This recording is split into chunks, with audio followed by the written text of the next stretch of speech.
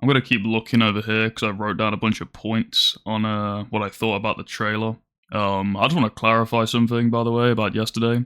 That whole speech about me not getting the £100 version. That's just me saying I won't get the most expensive version. I recommend everyone does the same, by the way. Mostly because this is, I believe, is going to be a more of a single player game than an online. Obviously, they're still going to do the online. I just think the single player will be a lot better than the online, and I kind of think that's what I'm going to be playing it for, if anything. So to have all these extra stuff put behind paywalls, which will probably be for online, it's probably not going to be worth it. So I just want to clarify that. I did go on a bit of a tangent yesterday. That was just first impressions. Now looking back on it, there is some good stuff to it. What it was, I was watching this on a 1080p TV downstairs, and it is an interesting difference, to be fair, because that's a 4K TV, and I watched the trailer on both, and it's weird. Watching on a 1080p TV, there was a lot of problems, like motion blur, like fucking characters' lips not syncing up and shit. So if you have like older TVs, they will not be able to handle this level of like graphical detail, which I think is a point that I should just make here, just for anyone who has like older TVs. I mean, it might have been the aspect ratio as well. I'm not sure, but I think that's just something to keep in mind with this. But there's a lot. It's 26 minutes. I'll try and wrap it up as quick as possible into a short little debrief here. I'll show some screenshots, maybe some videos on the side here to try and go with the points I'm making. But I don't know. It has potential. That's for sure. It has potential. I'll also go back to the point I made about the like speed of cars and stuff. I didn't notice the street race. It was shown for like 2 seconds. That had like a speed boost in and shit. So cars are fast, alright? Cars are somewhat fast. They're more like a grounded fast. It's not like they're going to be as rapid as like GTA 5 or anything like that. But they're going to be a lot more realistic in that sense. From the races I've seen, though, the other two, it was like a dirt rally race and a motorbike race. They seemed a lot, I don't know, slower, I guess, than like the normal kind of GTA speed you're used to. But that could work in its favor. So I've taken a bit of time to reflect on that. And yeah, I don't know. It'll be interesting to see. Obviously, it's hard to work off just a few like seconds of gameplay, but at least it's something we got. I think the best way to describe this, from what I saw, is it's kind of mixing Red Dead Redemption gameplay into GTA gameplay, which hasn't been done before. Like I said, they are trying something completely new here, and if they get it right, they could do a very good fucking job, because I enjoyed those games both equally, and I think there is a chance they could get it right. But it's just weird seeing like the honor system, from Red Dead Redemption 2 in GTA 6. I think there's a part where he like pets the dog and he gets a little honor symbol on the far right of the screen. So that just shows you there's going to be like multiple endings. I don't think they're going to top the Red Dead Redemption 2 ending. That's going to be very difficult to do, but just from eyeballing it, it seems like there are going to be multiple endings. So yeah, I mean that's nothing new though. I mean Grand Theft Auto has done that in the past. They've always given the players options and shit, so it's good to see they're sticking with the kind of premise that you have like the choice to do, be a complete asshole or pet a dog and get some nice honor points. That's a nice feature, I guess. But yeah, they brought back the interacting from Red Dead Redemption. So like there's a scene where you're in the apartment and like Lucy is trying on some dresses or some shit, and she goes into a room, and there's like 2 buttons like you can ask her to hurry up or take your time. So it gives the player like enough time to check out the environment and stuff like that. Or if you just want to try and get through the game quickly, you can tell her to hurry up, by the way. This is a thing that Rockstar did. I'm just letting you know this is what they did. There is a choice for this, along with plenty of choices throughout the game from what I'm seeing, which is good. It's good that you have that like freedom to kind of like choose your own path. It's always been a great thing in video games. But also with the interactions, though, it's not just like companions. It's not just Jason or Lucia. It's like random NPCs in the street. Apparently, it's like 600,000 interactions in this game compared to Red Dead Redemption 2, which only had 30,000 unique interactions. So, yeah, they've really hit the fucking ball with the NPCs here. Like, any fucker you talk to in this game is going to have something unique to say back to you, which is fucking next level for sure. I mean, it wasn't really shown with any NPCs. It was just shown between the 2 characters, but I mean, you can get the idea just from like those little scenes, like the capability you're gonna have when roaming about in like free mode or whatever the fuck.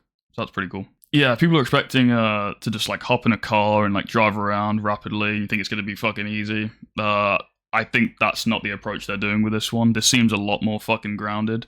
From what I'm seeing, it's like cars. Let's just go with cars, for example. You know, like fueling your own car. That's what you're gonna have to do. You're going to have to go to a petrol station. Like if you steal a car and it has no fucking fuel in, you got to top that fucker up. Otherwise, you're screwed. And it's also the way you steal the car now. There was something shown where you can choose to smash the window, or you choose to like I don't know, put like a file or something down the window and open it that way.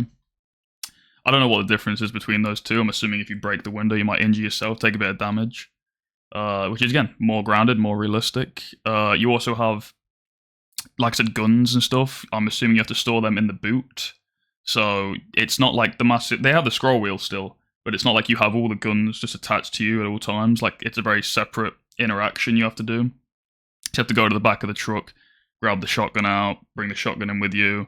If that has any weight factor as well, I don't know. Probably not, I would assume. They didn't have any weight factors in Red Dead Redemption, but they could change that with this game. But that's just like an example of, you know, how grounded they're trying to be, along with like the eating and drinking as well. And someone pointed out to me a second ago, like when he went to the fridge, the bottle kind of just spawned into his hand, even though there's a game here, which, again, it's not the biggest thing, but you could easily just grab the bottle like out of the fridge, which is something that people have picked up on. But that has stuff to do with energy, which is from Vice City, the original Vice City, I believe. And you got to keep your character like hydrated and all that shit. So you might have to do like regular fucking runs to the local grocery store, wherever the fuck, you know, to like keep your character well fed. So they're really going for like the realistic, grounded approach with this game, which is a lot different than the past Grand Theft Auto games. So it's very new and unique in that sense of trying to be more grounded. The minimap as well is, I think, the probably biggest problem I think a lot of people are talking about right now. It's like that GPS. It's weird. If you compare it to like the minimap from GTA 5, it's I don't know, a bit bland, I guess is probably the word. It's also difficult to tell if you can actually go into like every building or not. Like I know a lot of people are saying you can go into every building. I don't think you can. I don't think that would be possible. That would be a very difficult thing to design. If they did, fair play. Because the building you exit from in the trailer is like a 3D model that's been lit up. So the only thing I could assume is that maybe once you go inside the building, that building then loads on the map, and there's a possibility where you might have to go in every building to load the model, and then you build up a better map. Possibly that's the direction they're going, because just by eyeballing it, like the fast travel and the waypoints and stuff like that, it seems difficult to follow it. It seems difficult to follow the minimap. Obviously, the whole map hasn't been revealed yet, so you can't really gauge what it's for. But just the running theory is like, you know, you're gonna have to go in every building to load them up and build like a clearer map for yourself, possibly. Or you just can't go in them, and you can only go in the buildings which are 3D models on the map.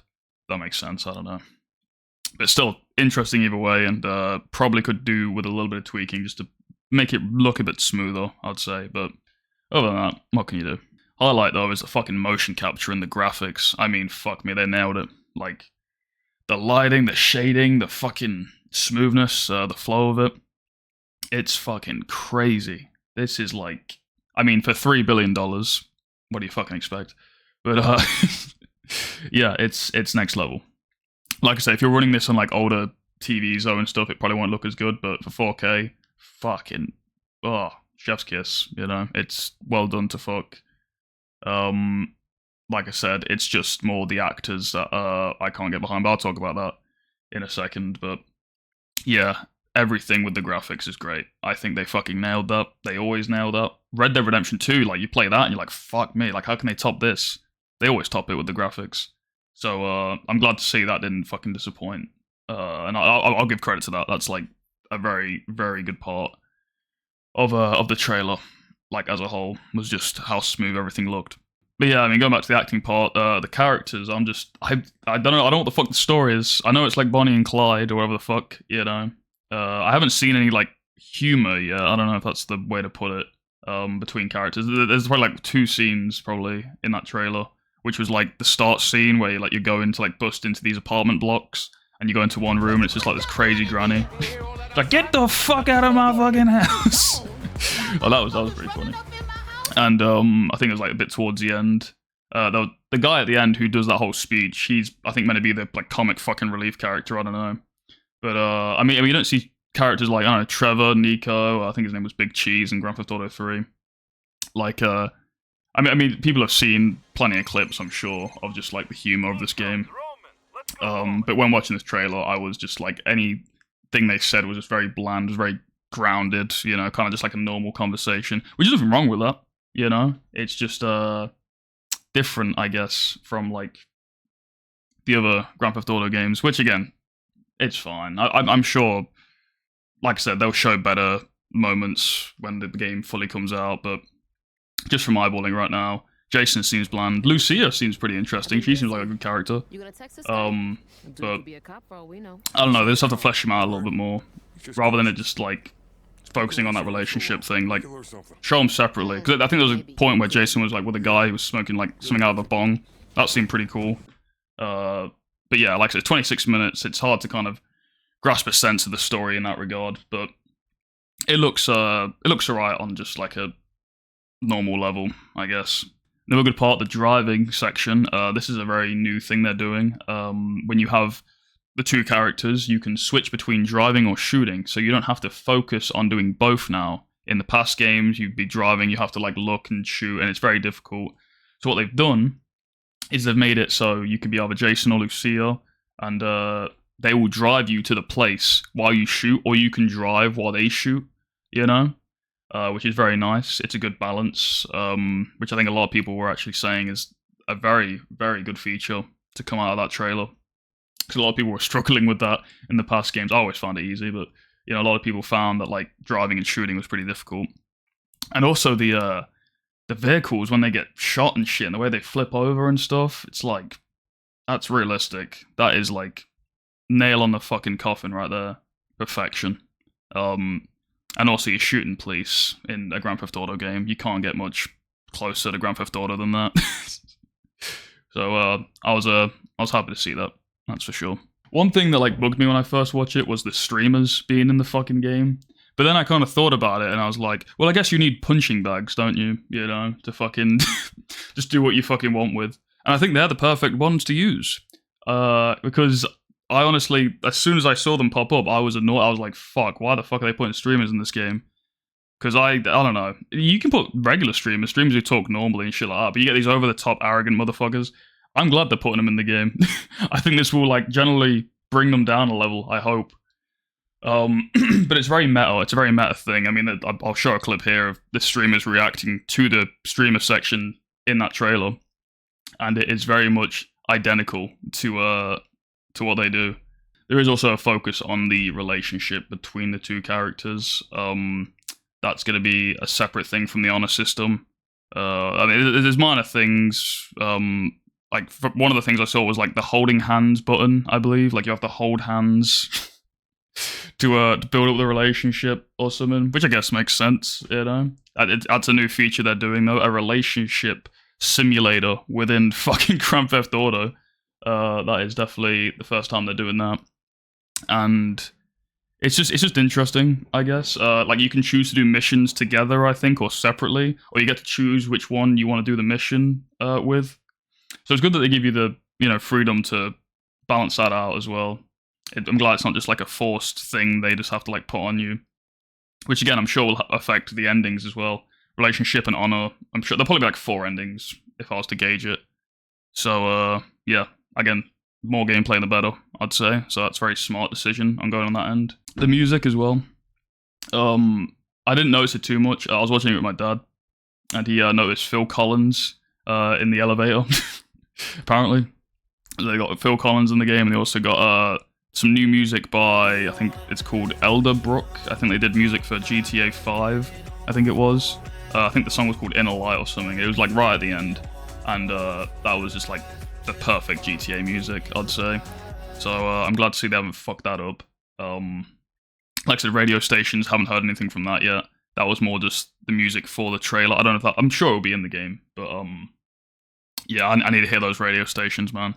I need to hear like a Theo Von radio station. Otherwise, I'm not playing.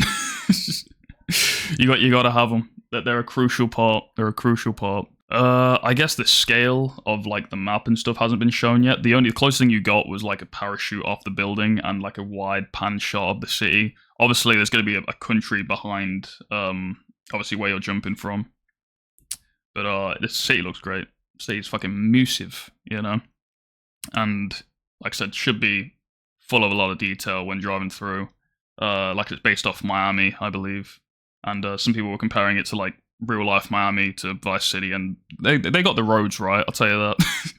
Just from eyeballing the roads, it's pretty similar. I mean, I'll quickly speak about online. Obviously, nothing's been announced for it yet, but trying to develop online with Red Dead Redemption features will be interesting, because it's not like you're going off normal Grand Theft Auto gameplay. It's very unique, it's very different.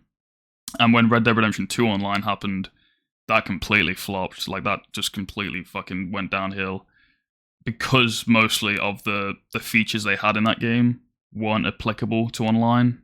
And if they were, it was like very easily hacked. And I mean, obviously, you know how Rockstar are with leaks and servers and shit like that. I mean, they did well with GTA 5. They gradually brought it up. I mean, as long as they don't have like flying cars straight off the fucking bat, they might be able to like course correct the online. But it's going to be very much, I think, a Ponzi scheme or some sort of money grab with the online, which is a new thing they're going to be doing. But that's just their parent company who just likes money. So I think this, for me, will be more of a single player game, and there's nothing wrong with that. Like I said, Red Dead Redemption 2 works perfectly with that. You know, you could go back to that any day of the fucking week, and it's amazing. So yeah, I mean, I'm not too keen on the online with this one. Like I say, it's very hard to top Grand Theft Auto 5 online, so they have a lot to kind of live up to in that regard. But I believe normally it's about a year before it comes out. So that's probably when you'll see the online, or they could do it sooner. Who knows? I guess the last thing was just the last line of the trailer. You know, it's kind of just like a personal message from Rockstar, which is pretty nice. It was a nice quote. I don't know who the guy was who said it. He's a guy in the game that I'm sure you come across. But literally the last sentence was, I believe it was just "trust me." Like, so that's just coming from Rockstar. It's just saying trust them with this process, and it's difficult. Like, don't get me wrong, Rockstar, like, it's a great company, but what's going on with just the physical and digital disc thing, it makes it difficult in that regard. Obviously, it's more Sony who's having the main say on this thing, and that's fucking it all up. I think Xbox is still doing discs and that. But yeah, it's definitely caused a big divide with how this game's going to be released and how many people are going to get it because of that reason. But it's more just like, you got to think about it this way: if you buy the game digitally, which obviously you're going to have to, you know, at any point they could just fucking yoink it off you. You know, you don't own that physical copy, and especially with a game like Grand Theft Auto, where you build up a lot of that progress. Like, you want to have that progress saved without the idea in the back of your mind that you got to just like lose all that shit. You know. So yeah, it's going to be an interesting one upon release, and I think that's all I got to say really on the fucking 26 minutes that were shown. It's a great trailer. I'd recommend go watch it if you haven't seen it. And yeah, I'm going to depart now, and I hope you have a great day, a great fucking weekend, and take care. Yeah.